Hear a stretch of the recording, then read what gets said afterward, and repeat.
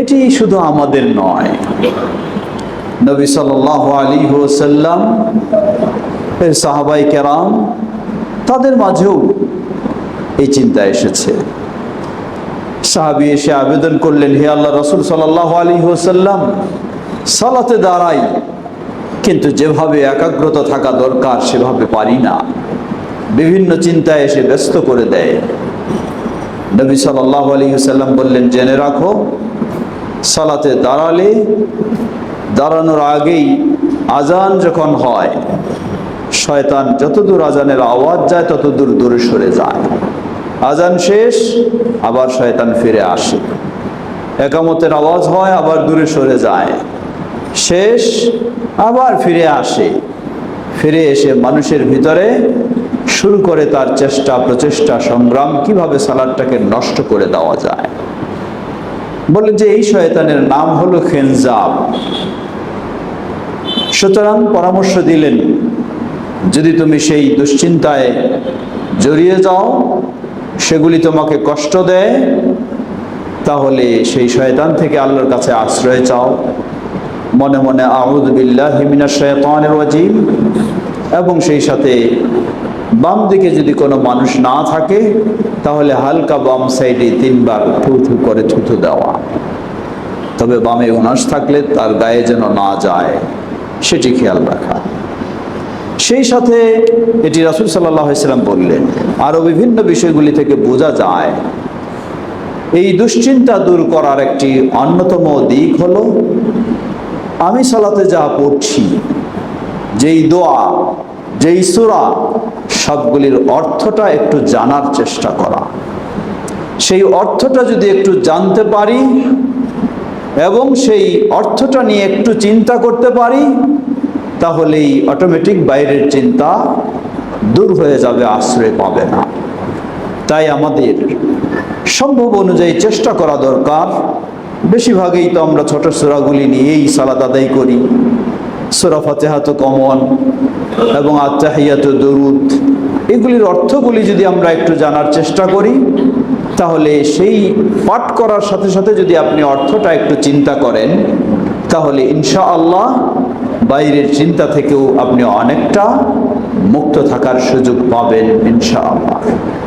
ছোট্ট একটি সূরা, এর অর্থ আমরা জেনে নেই, তার শিক্ষা আমরা একটু লক্ষ্য করি।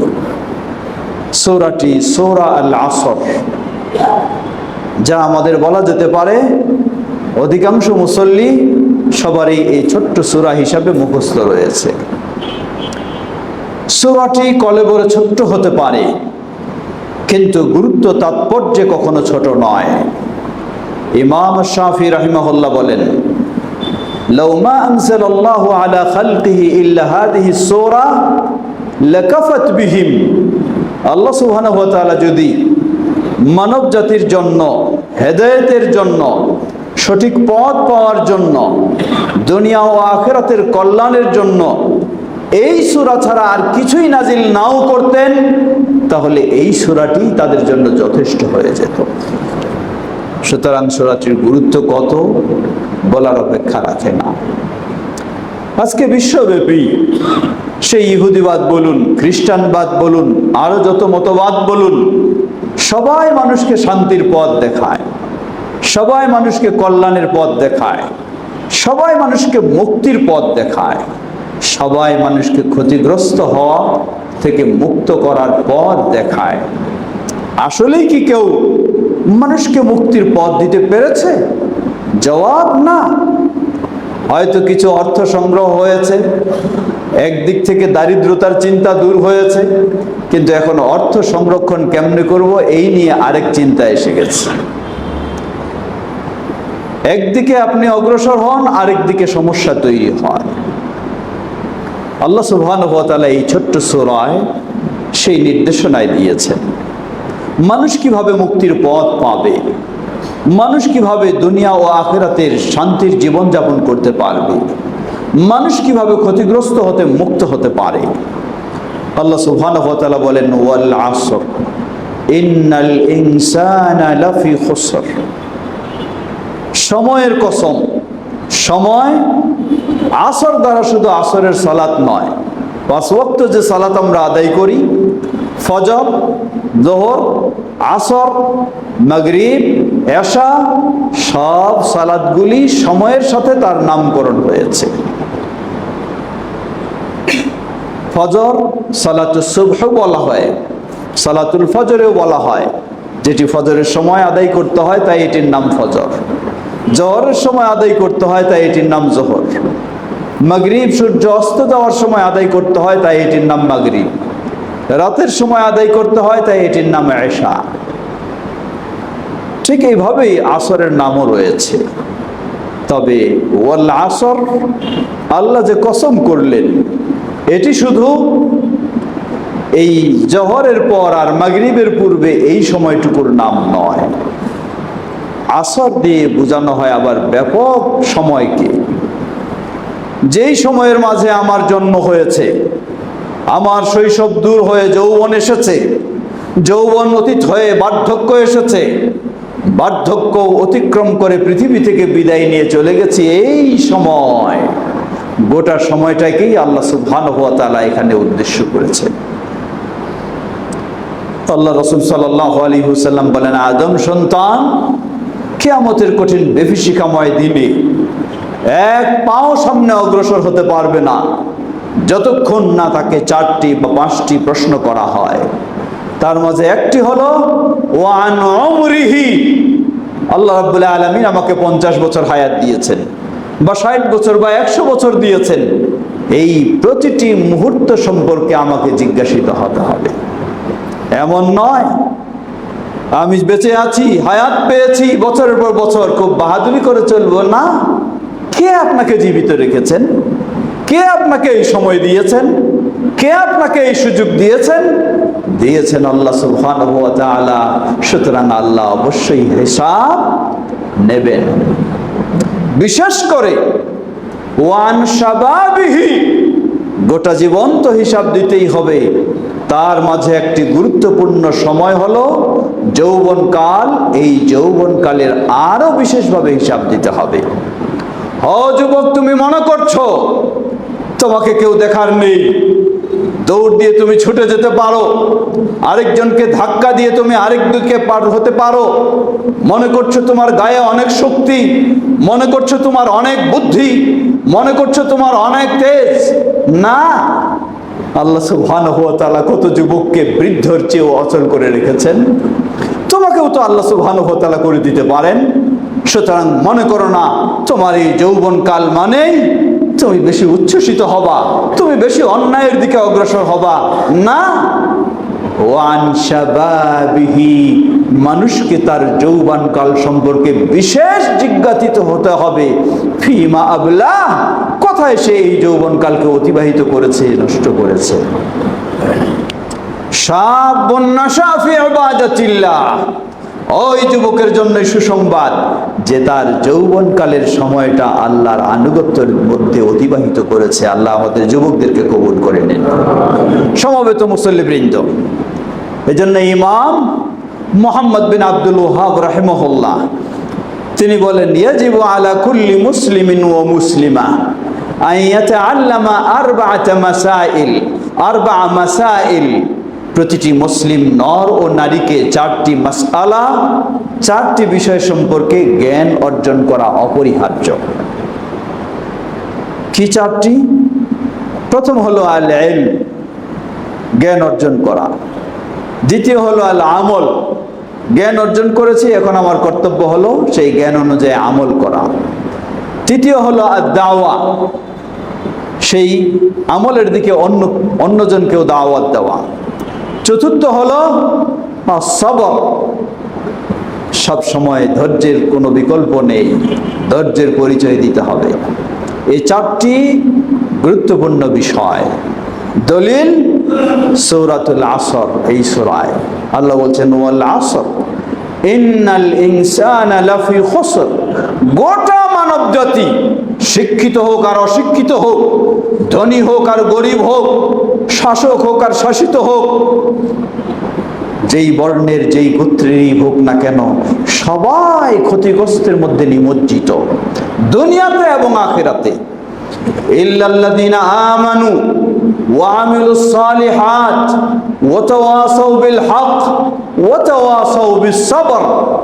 যার মাঝে এই চারটি বৈশিষ্ট্য রয়েছে, ওই ব্যক্তি, ওই পরিবার, ওই সমাজ, ওই দেশ, ওই বিশ্ব এই ক্ষতিগ্রস্ত থেকে একমাত্র মুক্ত। সুবহানাল্লাহ। সে চারটি বৈশিষ্ট্য আমি যদি ব্যক্তি হিসাবে মুক্ত হতে চাই ক্ষতিগ্রস্ত থেকে, আমি যদি আমার পরিবারটাকে মুক্ত করতে চাই, আমি যদি আমার সমাজটাকে মুক্ত করতে চাই, আমি যদি আমার দেশকে মুক্ত করতে চাই, তাহলে সর্বত্রই এই চারটি বৈশিষ্ট্য মানুষকে বাস্তবায়ন করতেই হবে। আল্লাহ আমাদের সকলকে সে তৌফিক দান করুন। এই ছোট্ট সূরা প্রতি মুহূর্তে আমাদেরকে সে কথাগুলি স্মরণ করে দিচ্ছে। আল্লাহ বলছেন, সময়ের কসম, ইন্নাল ইনসানা লাফি খুসর, গোটা মানব জাতি ক্ষতিগ্রস্তে নিমজ্জিত, দুনিয়াতে এবং আখিরাতে সর্বদাই। ক্ষতিগ্রস্ত থেকে মুক্ত তারা, ইল্লাল্লাযীনা আমানু, যার মাঝে ঈমান রয়েছে, ওয়া আমিলুস সালিহাত, যার মাঝে আমল সালেহ রয়েছে, ওয়া তাওয়াসাউ বিল হক, যারা একে অপরকে হকের প্রতি দাওয়াত দেয়, ওয়া তাওয়াসাউ বিস সবর, ঈমানের পথে থাকলেও বহু বিপদ, বহু বাধা, আমল করলেও বহু বিপদ বাধা, আপনি হকের দাওয়াত দিতে গেলেও বহু বিপদ বাধা। তাই ওয়া তাওয়াসাউ বিস সবর, পরস্পরে একে অপরের সবরের উপদেশ দেয়। এই ধৈর্য ধারণ করাটি হলো অপরিহার্য বিষয়। সত্যিই বাস্তবে চিন্তা করুন, একজন মানুষের সম্পদ থাকতে পারে, কিন্তু যতক্ষণ তার মাঝে এই চারটি বৈশিষ্ট্য থাকবে না, দুনিয়াতেও সে শান্তি নেই, আখিরাতেও সে শান্তি নেই।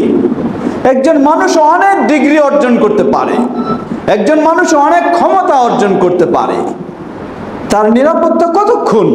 যতক্ষণ সে তার ক্ষমতার পাওয়ার প্রয়োগ করে। কিন্তু ক্ষমতা থেকেও তো সে আরো বড় সংখ্যার মাঝে থাকে। কিন্তু একজন মানুষ, তার ভিতরে যদি এই চারটি বৈশিষ্ট্য অর্জন হয়, তাহলে আল্লাহ সুবহানাহু ওয়া তাআলা তাকে দুনিয়া ও আখিরাতের ক্ষতিগ্রস্ত থেকে মুক্ত করবেন, সফলতা দান করবেন। আল্লাহ আমাদের সেই বৈশিষ্ট্য অর্জন করে সফলতার পথ বেছে নেওয়ার তৌফিক দান করুন। ওয়া আখিরু দাওয়ানা আলহামদুলিল্লাহি রাব্বিল আলামিন ওয়া সাল্লাল্লাহু আলাইহি।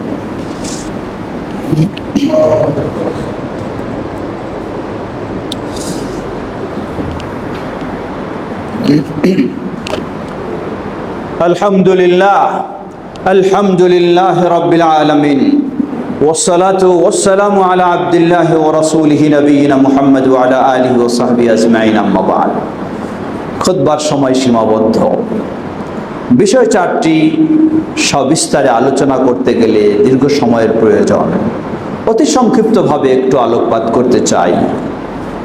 প্রিয় মুসল্লি ভাই ও পর্দার আড়ালের বোনেরা, আল্লাহ সুবহানাহু ওয়া তাআলা কসম করে বললেন, মানুষ ক্ষতিগ্রস্ত, তবে যার মাঝে চারটি বৈশিষ্ট্য রয়েছে সেই ক্ষতিগ্রস্ত থেকে মুক্ত। প্রথম হলো ঈমান। আমরা আজকে সবাই ঈমানের দাবি করি, আসলে কতটুকু আমরা ঈমানদার? কতটুকু আমরা ঈমানদার? কিছু সুযোগ পেলে খেয়ানতের জন্য প্রস্তুত হয়ে থাকি, আমানত খেয়ানতের জন্য প্রস্তুত হয়ে থাকি। অথচ আল্লাহ রাসূল সাল্লাল্লাহু আলাইহি ওয়াসাল্লাম বলেন, যার আমানত নেই, যার মাঝে আমানতদারিতা নেই, তার মাঝে ঈমান নেই। তাহলে কেমন ঈমানদার?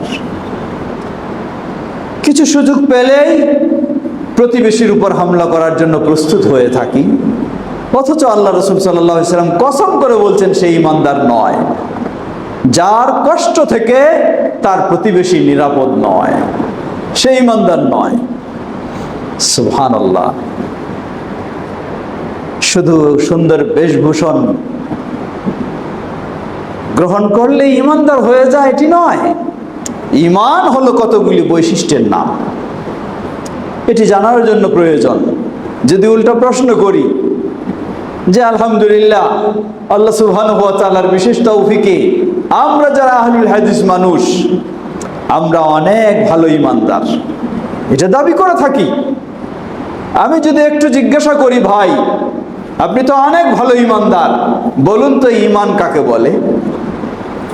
বলুন তো ঈমান কি জিনিস?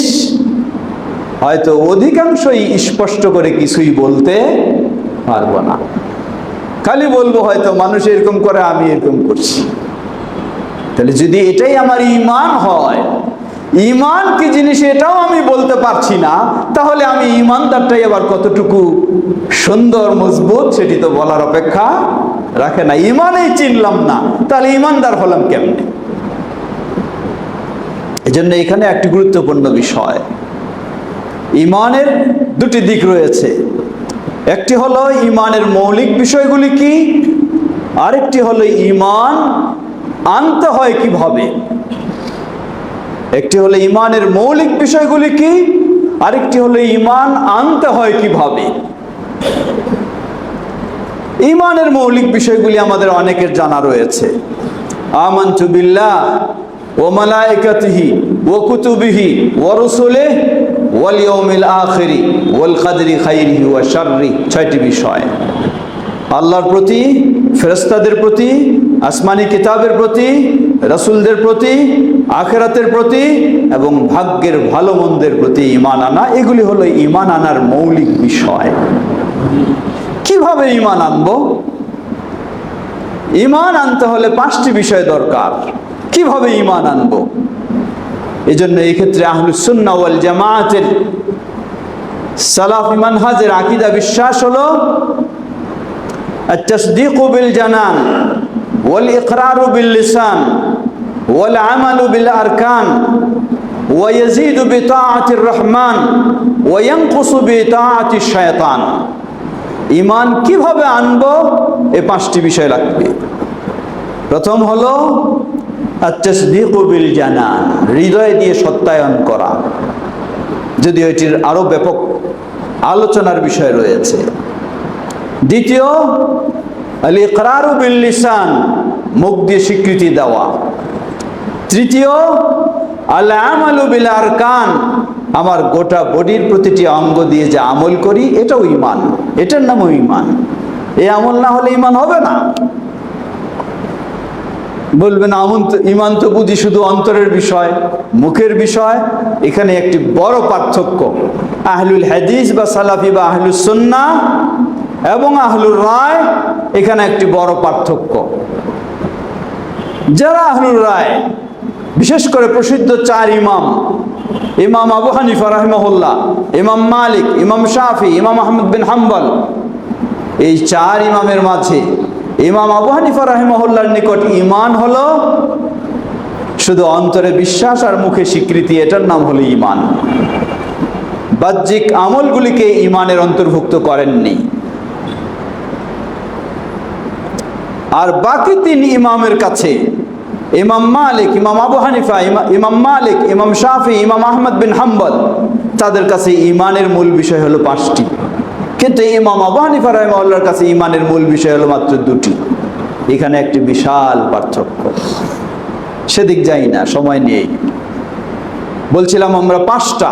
প্রথম, হৃদয় দিয়ে সত্যায়ন করা। দ্বিতীয়, মৌখিকভাবে স্বীকৃতি দেওয়া, আশহাদু আল্লা ইলাহা ইল্লাল্লাহু ওয়াহদাহু লা শারীকা লাহু ওয়া আশহাদু আন্না মুহাম্মাদান আবদুহু ওয়া রাসূলুহু। তৃতীয়, আমার গোটা বডির অঙ্গ প্রত্যঙ্গ দিয়ে সেগুলি আমল করা। লক্ষ্য করুন কেমনে আমল করা।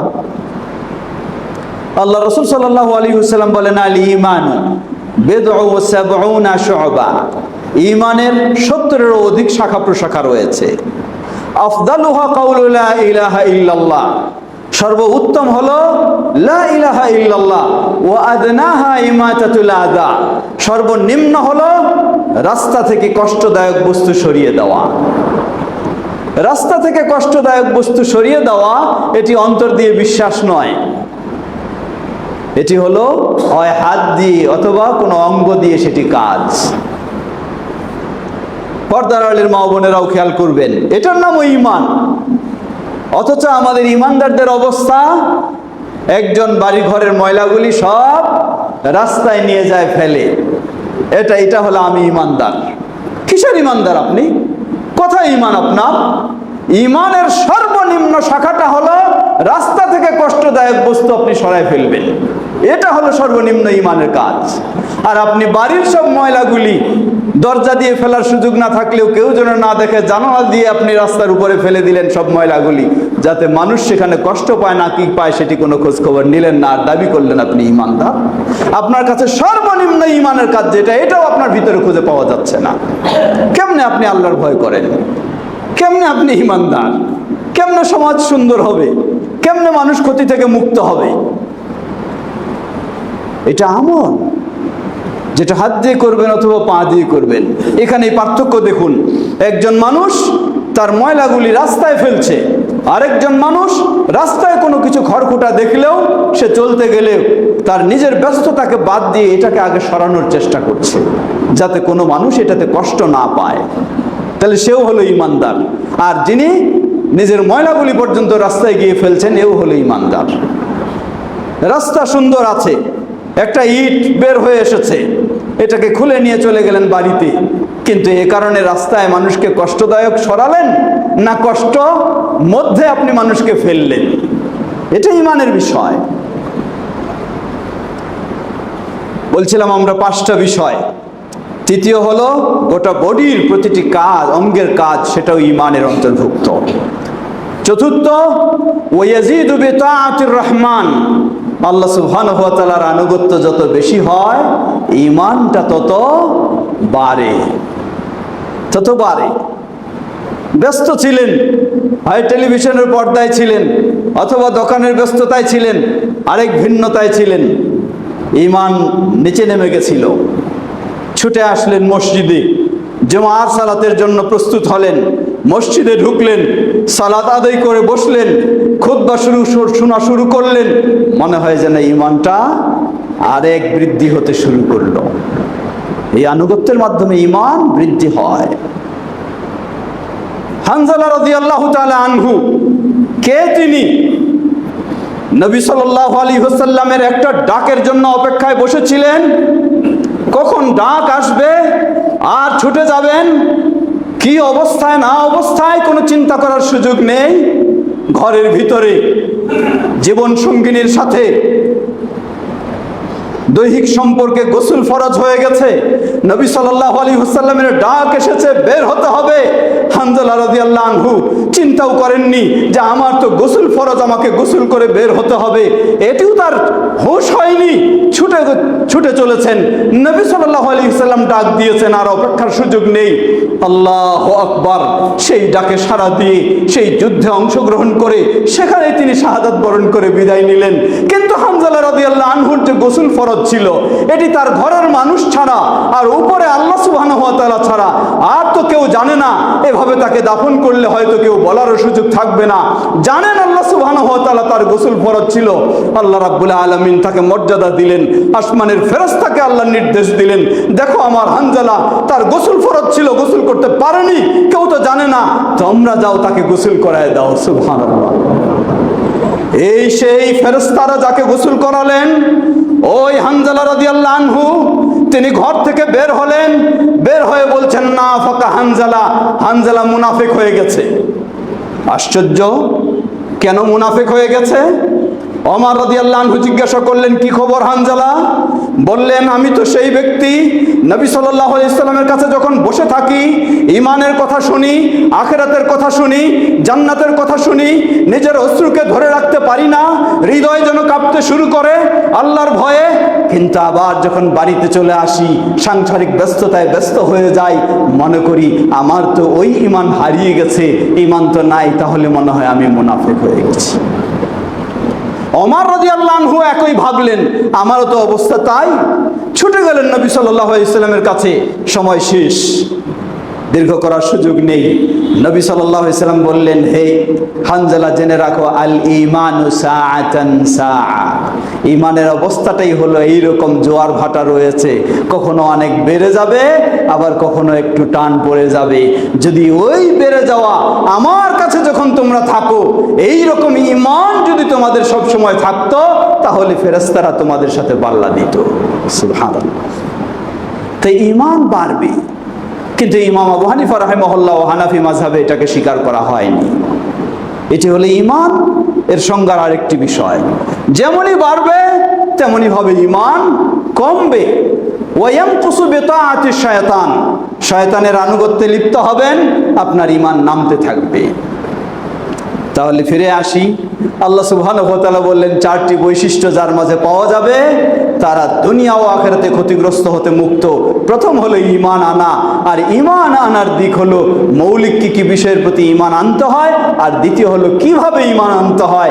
আমি যদি এটি বলতে না পারি কিভাবে ঈমান আনতে হবে, তাহলে আমার ঈমানটাই বা কতটুকু মজবুত বলার অপেক্ষা রাখে না। প্রিয় ভাইরা, সুতরাং জানার চেষ্টা করতে হবে, একটু ঈমানটাকে সুন্দর করার চেষ্টা করতে হবে। কতদিন আপনি এভাবে থাকবেন? নেই, আগের যারা তারা সবাই চলে গেছেন, আমাকেও চলে যেতে হবে। যদি কিছুই নাও করতে পারি আমি, কিন্তু আমার ঈমানটাকে একটু সুন্দর করতে পারি, তাহলেই তো আমি সফল। আলহামদুলিল্লাহ, আল্লাহ আমাদেরকে সেই সফলতায় অগ্রসর হওয়ার তৌফিক দান করুন। তাহলে চারটি বৈশিষ্ট্য, প্রথম হলো ঈমান, দ্বিতীয় আমল, তৃতীয় হলো এই আমলের প্রতি মানুষকে দাওয়াত দেওয়া, চতুর্থ হলো ঈমান রাখলেও আপনাকে কষ্ট থাকতে হবে, আমল করলেও কষ্টে থাকতে হবে, এমনকি নিজের ঘরের ভিতরেও। একজন মেয়ে মানুষ পর্দা করে চলতে চায়, তার শাশুড়ি তাকে খোঁটা দেওয়া কত বড় ধার্মিক হয়ে গেছে, অথচ ওই জন মহিলা এই জন মহিলা দুজনের জন্য পর্দা ফরজ। অথবা উল্টা, অথবা একজন মেয়ে মানুষ স্ত্রী পর্দার সাথে জীবন চলতে চায়, স্বামী তাকে ঠাট্টা বিদ্রুপ করে কত বড় ধার্মিক হয়ে গেছে এই সে, অথচ স্বামীর জন্য ফরজ ছিল তার স্ত্রীকে সুন্দরভাবে পর্দার ব্যবস্থা করবে। অথবা স্বামী হালালের সাথে চলতে চায়, কষ্ট হলেও মেনে নিতে চায়, স্ত্রী থেকে উল্টা চাপ, মানুষ গিয়ে এটা করতে পারে সেটা করতে পারে, ডান বাম হাত দিয়ে অনেক কিছু উপার্জন করতে পারে, তুমি কিছু করতে পারো না। এই হলো আমাদের অবস্থা, এই হলো অবস্থা। কিন্তু যখন আমার দায়িত্ব হলো তৃতীয় বৈশিষ্ট্য, আমিও ভালো কাজ করব, আরেকজনকেও ভালো কাজের দিকে দাওয়াত দেব, আমিও খারাপ থেকে বিরত থাকবো, আরেকজনকেও খারাপ থেকে বিরত রাখবো।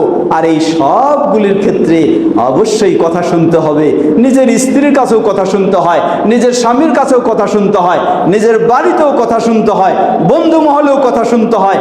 সব ক্ষেত্রে আপনার ধৈর্য ছাড়া কোনো উপায় নাই। ওয়াতাওয়াসাউ বিসসবরে, এজন্য শেষ গুণটি হলো ধৈর্যের পরিচয় সবসময় দিতেই হবে। দীর্ঘ সুন্দর সংসার, অনেকজনই ফোন করেন আমাদের সংসার 25 বছরের সংসার, 30 বছরের সংসার, কেউ এটাও বলেন আমাদের সংসার হলো 50 বছরের সংসার, কিন্তু আজকে ভেঙে খান খান হয়ে গেল। কি হলো? কোন কারণে? স্ত্রীর ত্রুটি পেয়ে স্বামী এত ক্ষুব্ধ হয়ে যাও 1 তালাক 2 তালাক 3 তালাক শেষ। একটু চিন্তা নেই, এতদিন সংসার জীবনে চললাম, জীবনের শেষ পর্যায়ে পৌঁছে গেছি, একটু ধৈর্যের পরিচয় দেই। কেন এত রাখবো, কেন এত বিরক্ত হব, কেন এত অসহনীয় মনে করব? একটু ধৈর্যের পরিচয় দেই, সেই ধৈর্যটুকু নেই। এই ধৈর্যের গুণ না থাকার কারণে দুনিয়াতে অশান্তি, আখেরাতে অশান্তি অপেক্ষায় করছে। আমরা যেন এই 4টি গুণ অর্জন করে শান্তির পথ বেছে নিতে পারি, আল্লাহ আমাদের সকলকে সে তৌফিক দান করুন। এই সূরা সবারই মুখস্থ রয়েছে, সবাই সালাতে পাঠ করি, একটু চিন্তা করার চেষ্টা করুন, একটু শিক্ষা নেওয়ার চেষ্টা করুন, নিজের ঈমানটাকেও সুন্দর করা সম্ভব, আপনার সালাতের ভিতরেও শয়তানের চিন্তাটাকে দূর করা সম্ভব। আল্লাহ আমাদের তৌফিক দান করুন। ইবাদাল্লাহ রাহিমাকুমুল্লাহ, আল্লাহুম্মা সাল্লি আলা মুহাম্মদ ওয়া আলা আলি মুহাম্মদ কামা সাল্লাইতা আলা ইব্রাহিম ওয়া আলা আলি ইব্রাহিম ইন্নাকা হামিদুম মাজিদ। আল্লাহুম্মা বারিক আলা মুহাম্মদ ওয়া আলা আলি মুহাম্মদ কামা বারাকতা আলা ইব্রাহিম ওয়া আলা আলি ইব্রাহিম ইন্নাকা হামিদুম মাজিদ। اللهم ارض عن الخلفاء الراشدين وعن سائر أصحاب نبيك الكريم. اللهم أعز الإسلام والمسلمين واخذل الكفرة والمشركين ودمر ديارهم. يا الله আমাদের দেশ ও পৃথিবীর সর্বত্র ইসলাম ও মুসলিমদেরকে সমুন্নত করুন। ইয়া আল্লাহ আমাদের দেশকে সকল ষড়যন্ত্র থেকে আল্লাহ হেফাজত করুন। তাওহীদ ও সুন্নাহর পথে দেশের সকলকে চলার আল্লাহ তৌফিক দান করুন। বিশ্বব্যাপী নির্যাতিত মাজলুম মুসলিমদেরকে আল্লাহ হেফাজত করুন। তাওহীদপন্থী হারামাইন শরীফাইনের দেশ সহ সকল মুসলিম দেশগুলিকে ইসলামের উপর অবিচল থাকার তৌফিক দান করুন। সেই ঘাতক সন্ত্রাসী ইহুদি ও তাদের দোসরদেরকে তাদের ষড়যন্ত্রে আল্লাহ তাদেরকে ধ্বংস করে দিন। সুন্নাহপন্থীদেরকে আল্লাহ বিজয় দান করুন, রাফেজি চরমপন্থীদেরকে তাদের ষড়যন্ত্রে আল্লাহ তাদেরকে ধ্বংস করে দিন। আমাদের মাঝে উপস্থিত সকল অসুস্থদেরকে আল্লাহ পরিপূর্ণ সুস্থতা দান করুন। অনেকে দোয়া চেয়েছেন, আল্লাহ সকল অসুস্থদেরকে সুস্থতা দান করুন। আমাদের প্রিয়জন যারা বিদায় নিয়ে চলে গেছেন তাদের ভুল ত্রুটি ক্ষমা করে তাদেরকে জান্নাতুল ফেরদাউস নসিব করুন। আমাদের স্নেহের সন্তানদেরকে যেন ইসলামের আলোকে গড়ে তুলতে পারি, আল্লাহ সে তৌফিক দান করুন। আল্লাহ এই ছোট্ট সূরাতুল আসরে যে শিক্ষা আমাদেরকে দেওয়া হয়েছে সেই শিক্ষা গ্রহণ করে যেন আমরা ক্ষতিগ্রস্ত হতে দুনিয়া ও আখিরাতে মুক্ত হতে পারি, আল্লাহ তৌফিক দান করুন। সুবহানাকাল্লাহুম্মা ওয়া বিহামদিকা আশহাদু আল্লা ইলাহা ইল্লা আনতা আস্তাগফিরুকা ওয়া আতুবু ইলাইক। কাতার সাদা করে নিন।